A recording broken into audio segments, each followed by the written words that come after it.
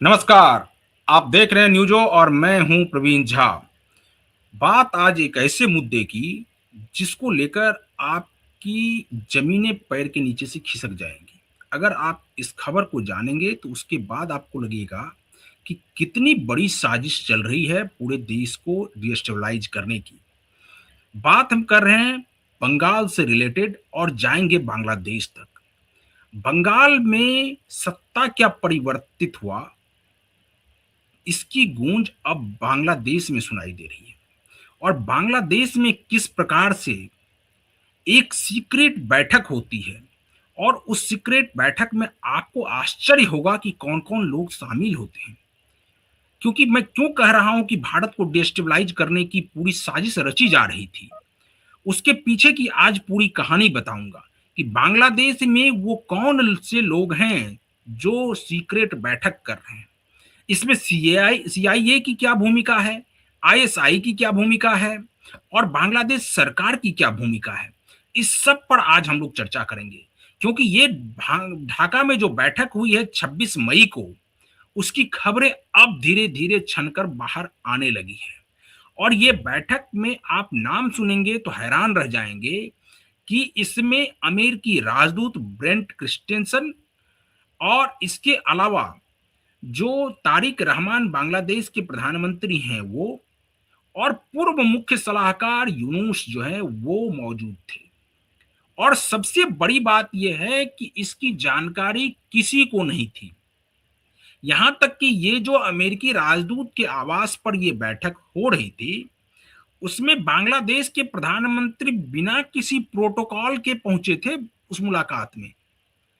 यानी आप समझ सकते हैं कि अगर इसकी जानकारी बांग्लादेश के किसी अधिकारी को नहीं है और यहां तक कि प्रोटोकॉल तोड़ करके वो जा रहे हैं, कोई सुरक्षा घेरा नहीं ले रहे हैं, इसके बावजूद तारिक रहमान उनके आवास पर पहुंच रहे हैं, तो आखिर ऐसी कौन सी बैठक चल रही थी कि जिसमें कि उनको प्रोटोकॉल से हटकर जाना पड़ रहा हो।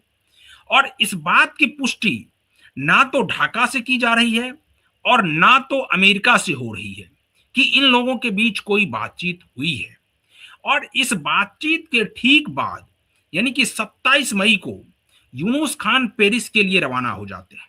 आखिर क्या है पेरिस कनेक्शन, क्योंकि बताया यह जाता है कि 2024 में पेरिस से ही यूनुस ने वो फ्लाइट पकड़ी थी जिसके बाद शेख हसीना की सरकार गिरी थी।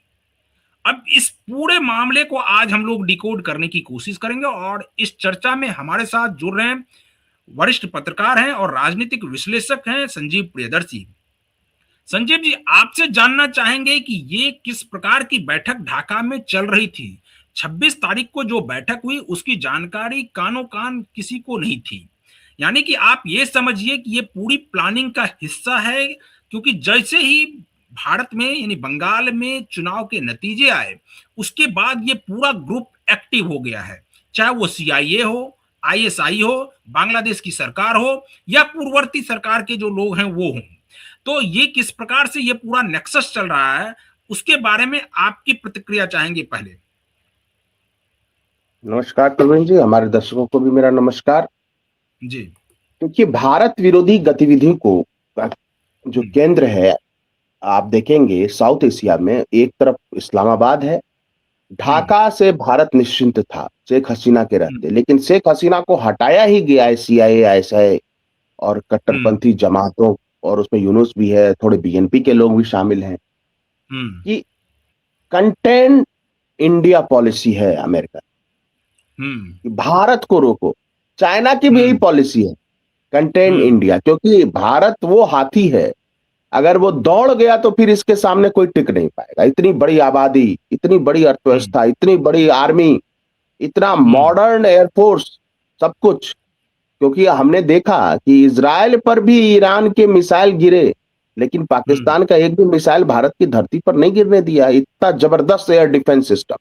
तो ऑपरेशन सिंदूर के बाद अमेरिका के और भी कान खड़े हो गए। और जो अमेरिका है, अब देखिए बीएनपी का जो नेता है तारिक रहमान, वो गुप्त मीटिंग करने कहां जाता है? दूतावास, अमेरिकी दूतावास। क्योंकि अमेरिकी राजदूत जो है ब्रेंट क्रिस्टेंसन, उससे मिलने गया। एक तो उसने प्रोटोकॉल ये तोड़ा कि एक प्राइम मिनिस्टर किसी दूतावास क्यों जाएगा, हम्म। यानी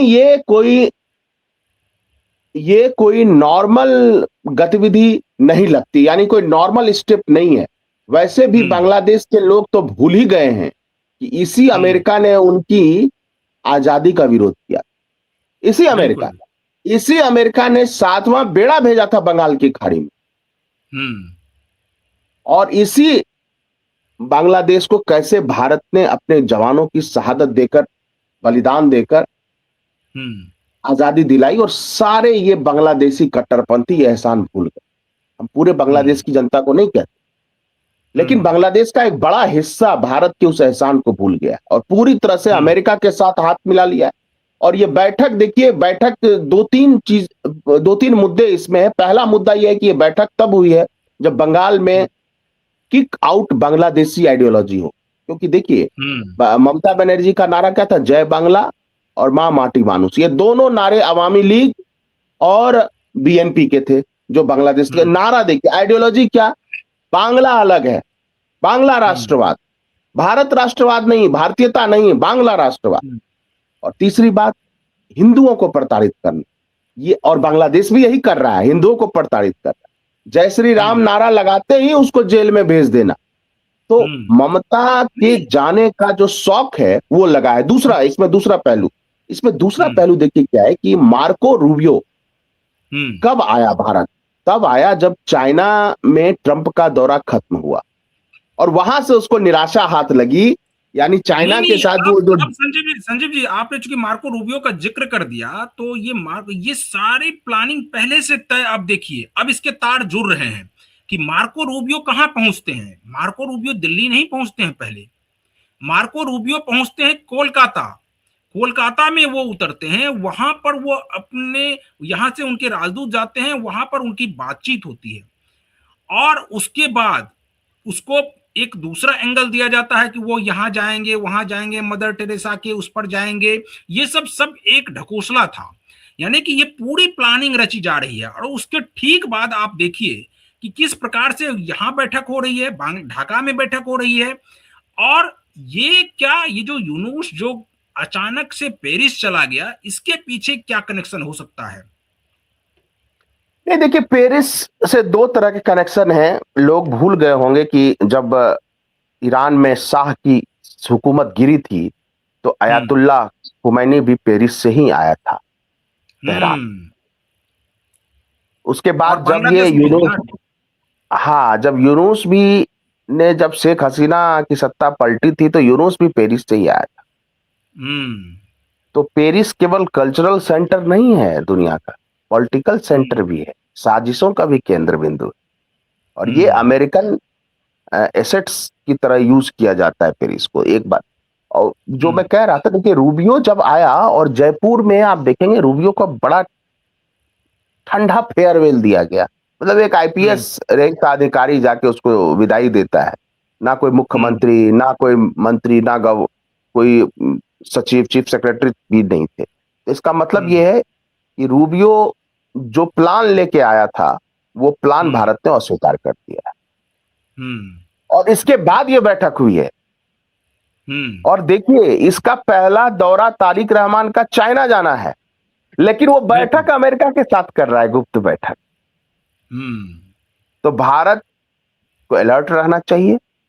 और देखिए, नहीं, भारत आप को एक, संदीप जी ये मानते हैं कि ये जो अभी उपेंद्र द्विवेदी का जो बयान आया है, वो इशारा जरूर पाकिस्तान की तरफ था, लेकिन उपेंद्र द्विवेदी को या भारतीय एजेंसियों को ये पता चल चुका है कि ढाका में क्या बैठकें हो रही है।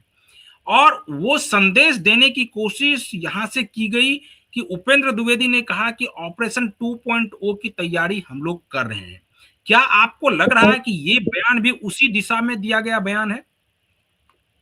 हाँ देखिए, ये बयान कई मायनों में बहुत ही महत्वपूर्ण है, क्योंकि देखिए आसिम आसिम मुनीर ने हम्म। बनियान उल मरसूस, जो भी उसने नाम रखा था अपने हारे हुए, हम्म। जिसमें वो किसी अपने अड्डे को नहीं बचा सका, उसके हम्म। 12-13 जहाज गिरा दिए भारत ने। और उसका कोई हम्म। मिसाइल भारत की भूमि को टच नहीं कर पाया। और चाइना का भी PL-15E जो है सबसे एक्सक्लूसिव हाँ, एयर उसको टू भी एयर गिरा मिसाइल, दिया। वो भी टच नहीं कर पाया। वो भी इलेक्ट्रॉनिकली जाम कर दिया भारत ने। और ऐसा करने वाला भारत इकलौता देश है दुनिया का। हम्म। तो जब ये सारा कुछ हुआ तब आसिम मुनीर ने बोला कि अब भारत पे हमला ईस्ट वर्ड होगा, यानी पूर्व दिशा से होगा। ये बयान था उसका। और ये ईस्ट वर्ड किधर है, यानी बांग्लादेश। और यानी कि पूरी भारत प्लानिंग सरकार, पहले से रची जा रही है और इसमें सीआईए, आईएसआई यानी पाकिस्तान, अमेरिका और बांग्लादेश, ये सभी लोग एक प्रकार से वहां पर ये मीटिंग कर रहे हैं कि किस प्रकार से पूर्वी तरफ से भारत पर अटैक किया जाए, पूरब से अटैक किया जाए। यानी कि ये आसिफ मुनीर ने जो कहा, ये वो अब दिखता हुआ इस मीटिंग के बाद ये और ज्यादा पुख्ता होता हुआ दिख रहा है। देखिए डाइस तो प्यादे तो सब खेलते हैं, लेकिन असली बादशाह तो यहाँ का भारत ही है। देखिए, म्यांमार के राष्ट्रपति जो वहां के पहले आर्मी चीफ थे, उनका अभी भारत दौरा हुआ है, यही 1-2 दिन पहले। और अराकान आर्मी बांग्लादेश में घुसती है, बार बार 10-10 किलोमीटर अंदर घुसती है। और म्यांमार की जो आर्मी है वो भी घुसती है उसमें। तो और म्यांमार और बांग्लादेश का आपसी तनाव किसी से छिपा नहीं, क्योंकि सारे रोहिंग्या मुसलमान वहीं से भाग के आए हैं, भगाए गए वहां से। बिल्कुल। जो बुद्धिस्ट लोग हैं उन्होंने भगाया वहां के मुसलमानों को, वहां से रोहिंग्या मुसलमानों को, क्योंकि वहां उपद्रव करते थे वो। तो म्यांमार के राष्ट्रपति का अचानक भारत दौरा ये भी बहुत अहम है, क्योंकि देखिए जुंटा शासन है वहां, और जुंटा शासन होने के बावजूद, यानी एक सैनिक शासन होने के बावजूद, भारत एक लोकतांत्रिक राष्ट्र है, तब भी उनको एक गेस्ट के रूप में बुलाया गया है। तो ये एक बहुत बड़ा कदम है जिस पर चर्चा नहीं हो रही है, और इसी संदर्भ में वहां बैठक हुई है। और भारत ने भी ये तय कर लिया है कि अगर कोई भी गतिविधि होगी तो उसके पहले तैयारी क्या है, खुद को सुरक्षित करना, यानी फेंसिंग। बॉर्डर पर फेंसिंग चालू हो गई है। जो लोगों ने तो कूच बिहार में अपने गांव दान कर दिए ऐसे ही भारतीय सेना को, और ममता बनर्जी बैठी थी, फेंसिंग नहीं होने दे रही थी ताकि बॉर्डर असुरक्षित हो जाए। और देखिए बीजीबी जो है उसकी तिलमिलाहट देखिए, तो बॉर्डर को सुरक्षित किया जा रहा है। S-400 की सिलीगुड़ी में तैनाती कर दी गई है, बागडोगरा में तैनाती कर दी गई है S-400 पूरी बैटरी की।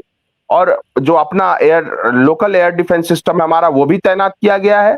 और एक जो स्क्वाड्रन है वो पश्चिम बंगाल में ही तैनात है। नहीं, एक आखिरी सवाल संजीव जी आपसे जानना चाहेंगे कि इसका मतलब अब पूरी तरीके से टीएमसी एक्सपोज हो गई है, यानी कि ममता बनर्जी की पार्टी, ममता बनर्जी और अभिषेक बनर्जी, अब इनकी थॉरली जांच होनी चाहिए कि इनका क्या कनेक्शन था बांग्लादेश से। क्योंकि अब जिस प्रकार से ये बैठकें हो रही है, यहां से बयान कुछ और आ रहे हैं, पाकिस्तान से बयान कुछ और आ रहे हैं, तो ये सभी को लेकर क्या आपको लगता है कि ममता बनर्जी और अभिषेक बनर्जी पर शिकंजा कसेगा और इनसे एकदम गहन पूछताछ की जाएगी? होनी चाहिए, लेकिन देखिए एक बात बताऊं मैं आपको, राहुल तो भूल गए अपने परिवार के इतिहास को। इंदिरा गांधी की सरकार को डिस्टेबलाइज करने में, खालिस्तानी मूवमेंट को शुरू करने में, ये सब में अमेरिका और सीआईए की निगेटिव भूमिका थी। और तब लोग बताते हैं कि कैसे सीआईए इंदिरा गांधी को डिस्टर्ब करता था, इंदिरा गांधी सरकार को, राजीव गांधी को भी परेशान करता सीआईए। लेकिन आज राहुल गांधी किधर हैं, किसके तरफ हैं? किसके तरफ है आज राहुल गांधी? अपने परिवार के विरासत को भी वो संभाल नहीं पाए।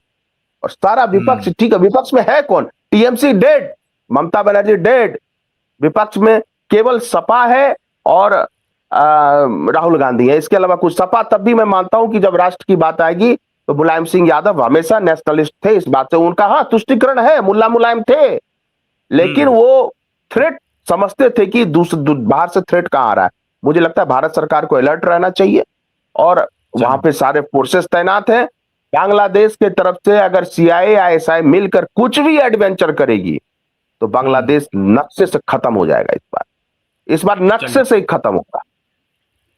चलिए संजीव जी, तो आज हम लोग इस डिबेट को यहीं पर खत्म करते हैं। इस मुद्दे पर हम लोगों की नजर बनी रहेगी, हम आपको इसके बारे में और भी जानकारी देते रहेंगे। जिस प्रकार से हम लोगों के पास जानकारी पहुंचती रहेगी या हम लोग इसके बारे में रिसर्च करते रहेंगे, हम आपके पास ये जानकारी जरूर साझा करेंगे कि आगे और क्या क्या हो रहा है, क्या सीआईए, आईएसआई और बांग्लादेश की पूरी प्लानिंग है, उसके बारे में भी हम लोग लगातार वीडियो बनाकर आपको बताते रहेंगे।